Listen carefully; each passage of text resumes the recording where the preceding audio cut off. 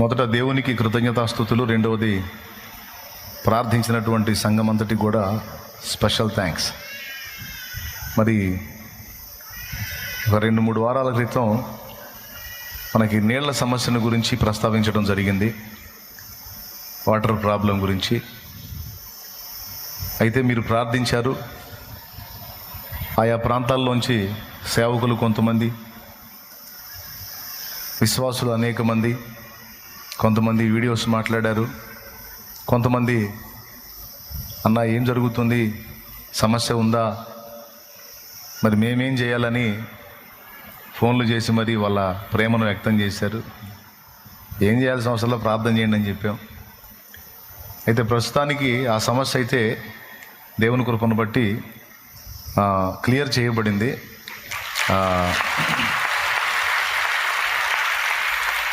ప్రస్తుతానికి నీళ్ళు ఇస్తూ ఉన్నారు. అంటే భవిష్యత్తులో ఏముంటుందో తెలియదు, మరి ప్రస్తుతానికి నీళ్ళు ఇస్తూ ఉన్నారు.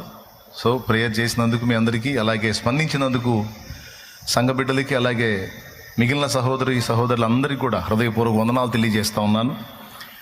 అలాగే స్పందించినటువంటి అధికారులకు కూడా మరి వందనాలు తెలియజేస్తూ ఉన్నాను. దయచేసి మరొక విషయంలో మరో రకంగా మరోసారి మమ్మల్ని ఇబ్బంది పెట్టకుండా, జరుగుతున్న దేవుని పని 10 మందికి ప్రయోజనకరమైన పని కనుక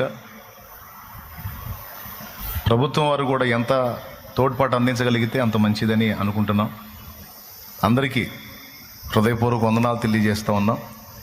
ప్రస్తుతానికి ఆ సమస్య క్లియర్ అయింది. కొంతమంది డౌట్ పడుతూ ఉన్నారు, అన్న అదేమైంది అని అడుగుతూ ఉన్నారు. నేను అప్పుడే చెప్పేవాడిని, ఎందుకని ఈ 2-3 వారాలు తీసుకున్నానంటే సమస్య నిజంగా పరిష్కారం అయినట్ట, లేకపోతే తాత్కాలికంగా పరిష్కారం అయినట్టు ముందు క్లియర్ చేసుకోవాలని 2-3 వారాలు ఆగాను. అయితే ప్రస్తుతానికి ఈ 2-3 వారాలుగా వాటర్ ఇస్తూనే ఉన్నారు. కాబట్టి ప్రస్తుతానికి ఆ సమస్య పరిష్కారం అయినట్టే అని నేను అనుకుంటున్నా. అందును బట్టి దేవునికి స్తోత్రం.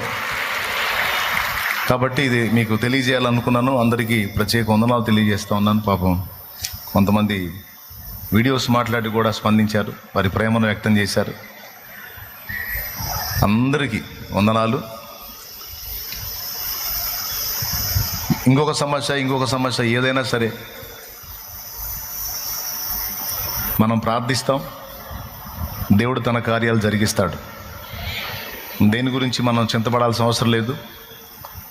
కానీ ఇంతమంది హృదయంలో ఎక్కడో దూరాలుండి కూడా ఫోన్లు రోజు వస్తూనే ఉన్నాయి.